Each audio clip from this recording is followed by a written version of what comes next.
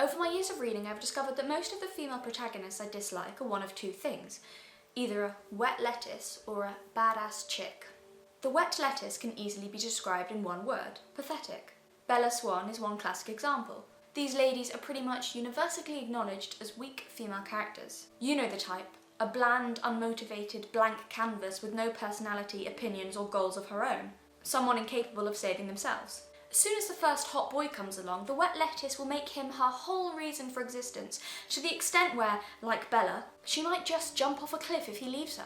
I won't be talking much about the wet lettuce in this video because most people already know that the wet lettuce is in fact a wet lettuce. The wet lettuce is not a strong female character.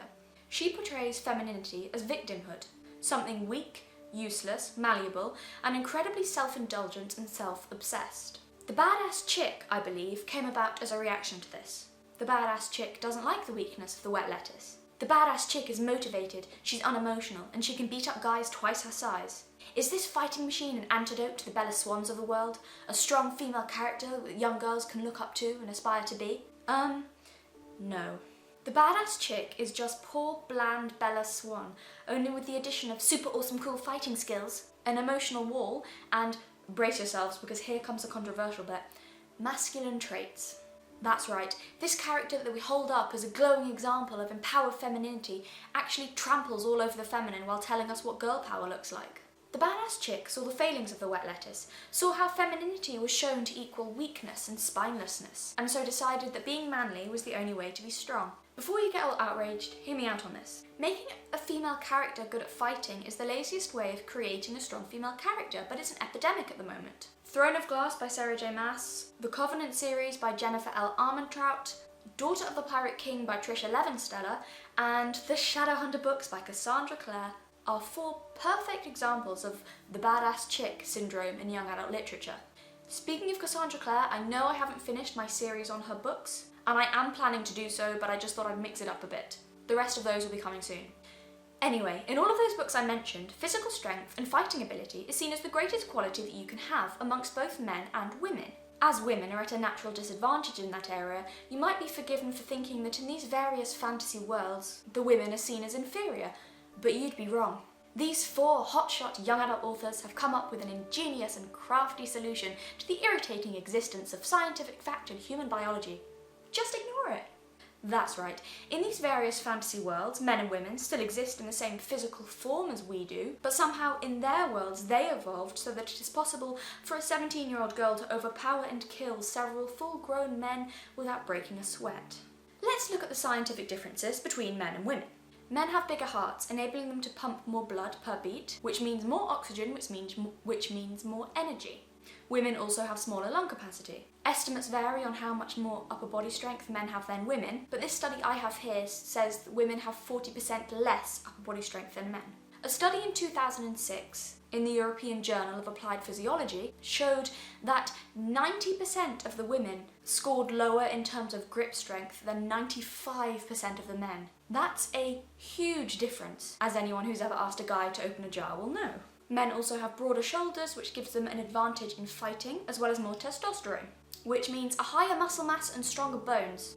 Men have also been found to have better spatial awareness, which again helps with fighting. Not only this, but they're also instinctively more aggressive and more likely to respond to something with violence, and male Marines far outperform women in combat. None of this will come as any surprise, however, to anyone who has even the smallest understanding of human evolution and biology, or indeed to anyone who has just happened to observe the world around them. Young adult books act like there's no difference between male and female strength. This isn't progressive and tolerant and modern, it's bloody ridiculous and a willful ignoring of reality in order to promote a political ideology. Male and female fighters are not on equal footing, I'm sorry. Yes, some women can be good at fighting, but they will always be at a natural disadvantage when up against men, as showcased by the case of Fallon Fox, a transgender MMA fighter who put opponent Tamika Brents in hospital. Brents later said that she'd never felt so overpowered, even though she's an abnormally strong female. Brents also said that Fox's grip was different, and that while against most women she could move around, she couldn't move at all in Fox's grip. I am not commenting here on the issue of being transgender, and I am not calling Fallon Fox a man. However, with a biologically male body, Fallon Fox has a huge advantage, and even women who are professional fighters can't realistically take her on. I don't like being talked down to, and that's what these writers are doing. They know that most women aren't capable of the stuff that they make their female characters do.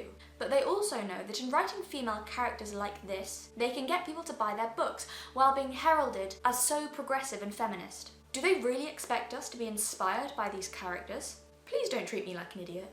We know that it's complete make-believe. Is it empowering to see a badass 17-year-old girl knock out full-grown men? Full-grown men who are also highly trained at fighting, did I mention? No, it's not empowering because we know it's ridiculous. I challenge anyone to find a 17-year-old girl who can do that. It's the most patronising thing. It feels like they're treating women like children and letting us play pretend that there's no difference between the genders, so that we don't feel weak and inferior. It feels like whoever's writing this believes that femininity is inherently inferior to masculinity. And so in order not to hurt our feelings by truthfully reflecting the reality of women in general being more feminine than men, they're humouring us by saying that women can be just as masculine as men are, because apparently being feminine is weak in some way. Don't treat us like victims. I don't need to be lied to so that my feelings aren't hurt. How dare you treat us like we're too fragile to handle the truth? And you know why the truth doesn't upset me? Because I don't see anything wrong with being feminine. Women are not victims. We know and recognise our own strengths. And we're not stupid enough to mistake a Fantasyland female fighter as female empowerment. Nor are we so pathetic that we must be protected and shielded from the truth. Being told that strong female characters are strong because they can fight is the writer telling me that I am lacking in something. Why do they think I envy a man's physical strength? I don't. I really don't. I don't want to be like a man. I don't want the ability to knock people out easily. It's anti-feminist under the guise of being feminist. Most women can never compete on a physical level with men. And why should we have to? What's wrong with femininity? How dare you tell me that in order to be on an equal footing with a man, I must act like one? Not only is it offensive to women, but in order to pull off this denial of biology, it is necessary to disempower the male characters. This is a very common theme nowadays, degrading men in order to try and make women look better, which is patronising and offensive to both genders. You have to make the men really, really bad at fighting in order for a chick to stand a chance against them. And I'm not just talking about physical fights here. Just think of all your movies, TV shows and books, even adverts. How many times has a man been shown up and made to look stupid and incompetent next to the clearly more intelligent female? It's very fashionable now to disempower men. Take Ron from Harry Potter. A complex character and a loyal friend in the books, he became merely comic relief for the movies. The brilliance of Ron and Hermione in the books was that they were great foils for each other. Hermione had a tendency to fly into panics, and when she did so, Ron was there to put the situation into perspective, albeit bluntly. He was also, though still not as intelligent as Hermione, far smarter and quicker on his feet in the books than he was in the movies. Many of the lines that Ron had in the books that showed his intelligence and his loyalty to his friends were given to Hermione in the movies to try and make her look better. The most notable example of this is in The Prisoner of Azkaban. In the book, Ron stood with a broken leg in front of Harry and Hermione to protect them and said, "If you want to kill Harry, you'll have to kill us too." This was such an important moment for him. It showed that despite his sulking and blunders as a character, he has immense bravery, determination and loyalty, and love for his friends. It was also a rare moment when he, rather than Hermione, took charge of a situation, who at that moment was panicked and fearful when Ron was not. But in the movies, this line was given to Hermione. It didn't even work in making her look better. Hermione was so much more annoying in the movies without the vulnerabilities that she had in the books. She wasn't as endearing or as likeable, and Ron's character was completely ruined. This also happens a lot in Doctor Who, which I used to be a huge fan of, but stopped watching a while ago. Not for that reason, but because I felt the show got worse and worse and I lost interest. Anyway, there's a scene in one of the episodes where the Doctor, Robin Hood and Clara are locked in a dungeon, and though their life is threatened, the two guys begin acting like competitive, silly little boys and start fighting, being completely incompetent, while Clara, in contrast to them, is shown to be super sensible, intelligent and grown up. Okay, so it's all a joke maybe, just a bit of fun. But it's a double standard because you'd never see two female characters in the show being made to look stupid while acting in a stereotypical female way, while a male character stands there rolling his eyes and being all cool and logical. Why?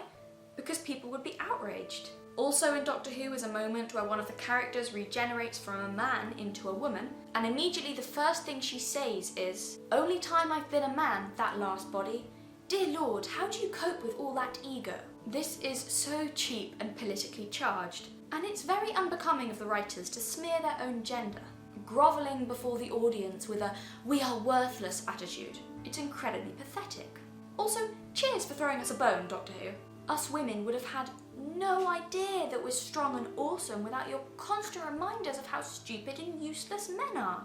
I also sometimes get the impression that it's almost like some writers are afraid to write very masculine characters who are also good people. If they're very masculine, then in many cases they're villainized, and if they're one of the good guys, then they're often disempowered, because competent masculinity is threatening in some way. It is possible for a man to be both masculine and also civilized and good.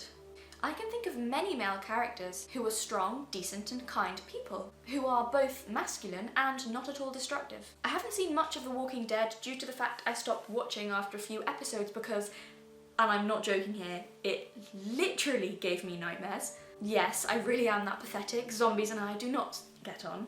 Having said that, from the little I did see of the show, I found Rick Grimes to be a good example of a male character who is both very masculine and also very compassionate. He's a strong leader, focused, loyal, defensive of his family, decisive, brave and warm. Lee Scoresby from the His Dark Materials trilogy by Philip Pullman is another male character who is not disempowered. He's tough as old boots, confident, smart, adventurous, protective, a risk taker, a fighter, basically very masculine but also neither a brute nor an idiot. Quite the opposite in fact.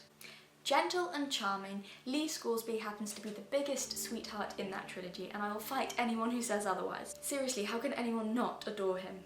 It's the same with Aragorn from The Lord of the Rings. He's a fairly reserved character, wise and almost fatherly in his relationship to Frodo. He's decisive, disciplined, authoritative, and willing to put himself on the line for the people around him. Again, he's very masculine and also thoroughly decent and competent. Daughter of the Pirate King by Tricia Levensteller is a seriously big offender in terms of making men look stupid.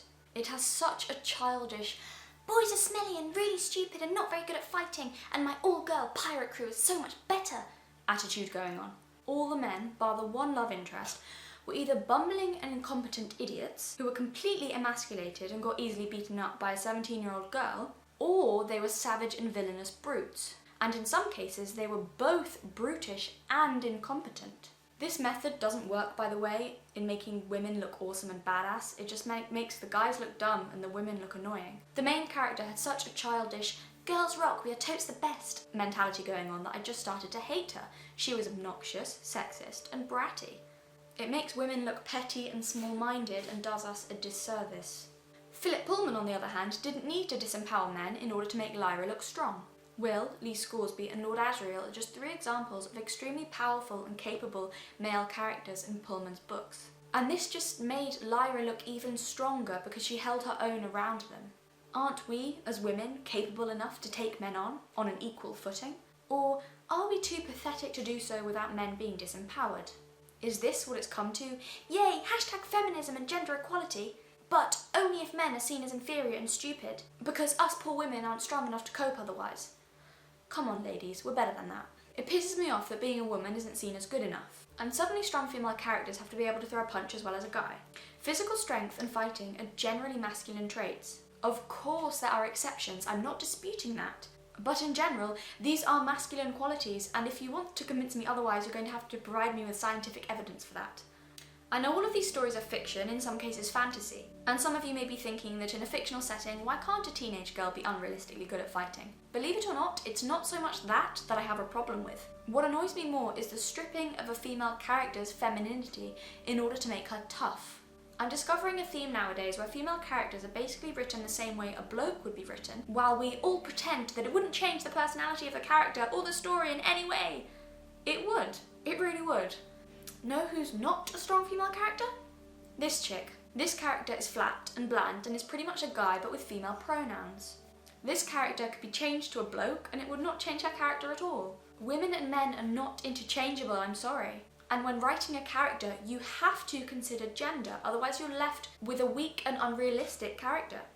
Sarah J. Maas is an example of a writer who has tried to get around accusations of writing a female character interchangeably with a male by also trying to make her badass chick character feminine, something she epically failed in. In her novel Throne of Glass, don't get me started on how much I hate that book, Maas added superficial feminine traits to Selena Sardothian, an assassin who is unrealistically and ridiculously good at fighting. Maas gave Selena a liking for pretty dresses and romance and boys, but all of these are surface level things and only serve to make Selena not only brutal and cold, but also shallow and annoying. Selena lacks any real femininity, which is due in large part to the fact that she's not a properly formed character. And this is the problem with these strong female characters. Most of them aren't properly formed because they're not being thought of as women. They're not even people. They're fighting machines with breasts, and everyone is applauding them for how strong and feminist they are. Buffy from Buffy the Vampire Slayer is an example of a badass woman done well. She had superhuman strength far outweighing those of the male characters, and though it's obviously unrealistic, I didn't mind that in the fantasy setting of the show, because although Buffy was stronger and better at fighting than any of the men, she never lost her femininity. Yes, she liked clothes and shopping, but I'm not talking about that frivolous stuff that was evident in Selena Sardothian. I'm talking about something deeper. Buffy had a warm, nurturing, and vulnerable side that Selena Sardothian so clearly lacks. We're getting to the core of what I hate most about the badass chick character type now. In most cases, this character is really emotionally stunted, which is portrayed by the writer as a good thing. I hate this. I hate this attitude that a lack of emotion somehow equates to strength. I hate the attitude that vulnerability means weakness. I genuinely believe vulnerability makes someone stronger, and I also think it's a very important aspect of femininity. Let's look at one of my favourite female characters, Lyra Belacqua, again from Philip Pullman's His Dark Materials trilogy. The last thing you'd describe Lyra as would be weak or spineless. She is fiercely intelligent, fiercely rebellious, fiercely ambitious, and just all around fierce. She's a 12-year-old girl who is often praised for her bravery, her determination, her curiosity, and her independence of thought and action. And while I admire her greatly for all of these things, I believe that her greatest strength is so often overlooked, her vulnerability. It is this which pushes Lyra to start her journey to save her friend in the first place. This which pushes her to be brave. This which pushes her to put her life at risk. The same thing that often makes her break down and cry. The same thing that is strongly associated with femininity. Lyra has an intense and deep compassion for those around her. She feels things incredibly deeply.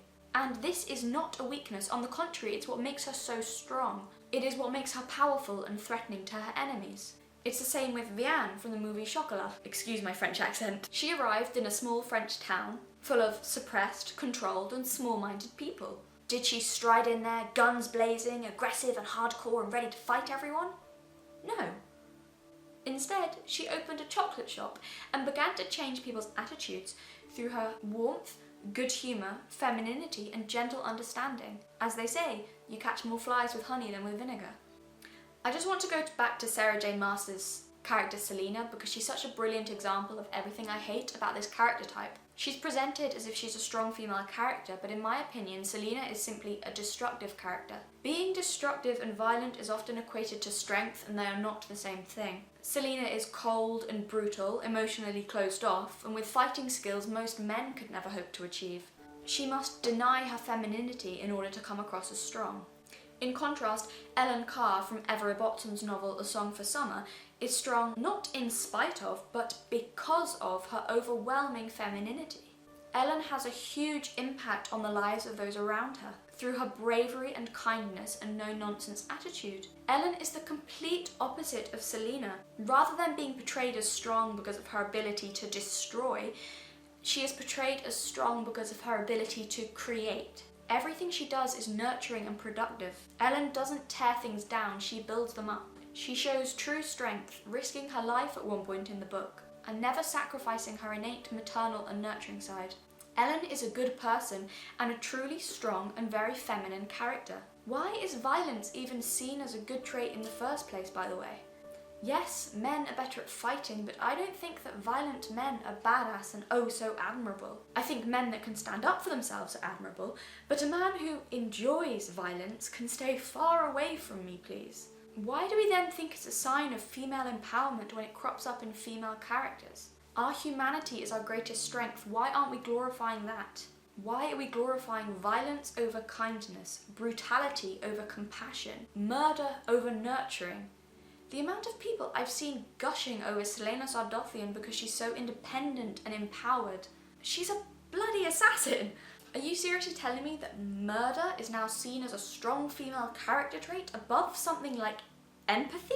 We are applauding Selena for exactly the same behaviours that will get a male character accused of toxic masculinity. Selena is, if not a despicable person, a severely messed up and tormented one, but she's being celebrated as a great role model, as the epitome of feminine strength. Without fear and vulnerability, Selena is not likeable because she can never be truly brave. She has nothing to overcome, and there is nothing human about her. Unlike Lyra, who was brave because she had to overcome her fears. In the Avengers Age of Ultron movie, there's a scene where Black Widow talks about the fact that she can't have kids. And the movie was immediately criticised for this, with some people calling the writer a misogynistic pig on Twitter. Why? Because it's a gender stereotype? I've got news for you. I know plenty of women who would be upset if they couldn't have kids. I'd be bloody upset if I couldn't have kids, but no, how dare a female character express anything even resembling femininity or a maternal instinct? Not to mention that motherhood is also something which ensures the continued survival of the human race, but apparently that's offensive now. But for a female character to run around and kill people, that's completely fine and socially acceptable. That just shows how empowered and awesome she is. What planet am I living on where destruction is held in higher regard than creation? Please don't misunderstand me. I'm not arguing here that women have some kind of moral superiority over men and can never be violent. Women can be evil. Women can enjoy violence. I'm not arguing otherwise. But most women won't use their physical strength to do violence or evil, mainly because to do so wouldn't make much sense, because immediately they've put themselves at a disadvantage. Lady Macbeth is a brilliant example of a very evil woman, a woman who committed murder. Ambitious, strong, memorable, the character that launched 1,000 copies. Arguably, she drove the plot of Macbeth more than Macbeth himself. Arguably, she was the eviler of the two. And how did she go about her dastardly deeds in a desperate grab for power? She killed Duncan in his sleep. Would she have stood a chance against him in a fair fight? Of course not. Do her lack of fighting skills and physical strength make her any less threatening, any less terrifying, any less ambitious, and give her a lesser impact on the world? Absolutely bloody not. She's a force to be reckoned with. I'm not arguing that being masculine means being destructive, by the way. Quite the opposite. In my opinion, positive masculine traits are focus, discipline, stability, and generosity, amongst other things. And before you freak out, I'm not saying that only men have these traits. I'm also not saying that compassion and vulnerability and empathy are traits exclusive to women, but provably women do have more empathy than men and are better caregivers, which, yes, I do have evidence for, linked down below. But again, this is fine. This is not a bad thing, and it does not make one gender superior to the other. Like I said, both genders have their strengths. And again, yes, that is a generalisation, and yes, there are exceptions. A male character could never have achieved the things that Ellen Carr did, at least not in the same way. Likewise, female characters would have a hard time pulling off what some male characters could do. I'm sick of this war between the genders. We're not supposed to fight each other. We're supposed to complement each other, supposed to work as a team. Can we stop this playground attitude of girls are better than boys or boys are better than girls? We're complementary to each other. That's how nature has perfected us over our evolution. I'm not arguing that women should be confined to the nursery or the home. I was raised by a feminist mother who used to take me to business meetings as a newborn baby. I'm all for female politicians and business owners and leaders. Nor am I arguing that every female character needs to be a maternal, emotional, and warm character who enjoys baking in her spare time. I'm also not saying that no female character can ever be good at fighting. Yes, in general, women share many similar traits, but they are also complex and as different from each other as you'd expect human beings to be. And sometimes women who don't fit into traditionally feminine stereotypes make for very interesting characters. What I'm objecting to is this idea being pushed that female characters who have masculine characteristics are superior to the feminine ones. I object to being told that the only way I can be equal to a man is if I become like a man. I object to the ignoring of the differences between the genders, the ignoring of the biological truth that in general men are stronger. I object to teenage girls being told through books and movies that being a cold, violent psychopath is something to be admired. I object to men being degraded in a cheap attempt to make women look better. I object to the feminine being degraded and mocked and seen as something worthless and weak, so that a female character who shows too much of an inclination to be feminine causes outrage and is shunned. These people, under the guise of feminists, actually hate femininity. People like this are not for female empowerment. They are for making women like men, because they themselves see women as somehow inferior, and because of that they hate men and attempt to disempower them, both to try and make women look good, and because of the biggest case of penis envy that I have ever seen, and I'm bloody sick of it. What disturbs me is that not only in our literature but in our society, I'm beginning to see this theme of women being shamed for being too feminine because it's weak, and men being shamed for being too masculine because it's toxic. I read somewhere once that emotions suppressed become negative. So for example, love suppressed becomes possession, sadness suppressed becomes depression, anger suppressed becomes rage, and fear suppressed becomes terror.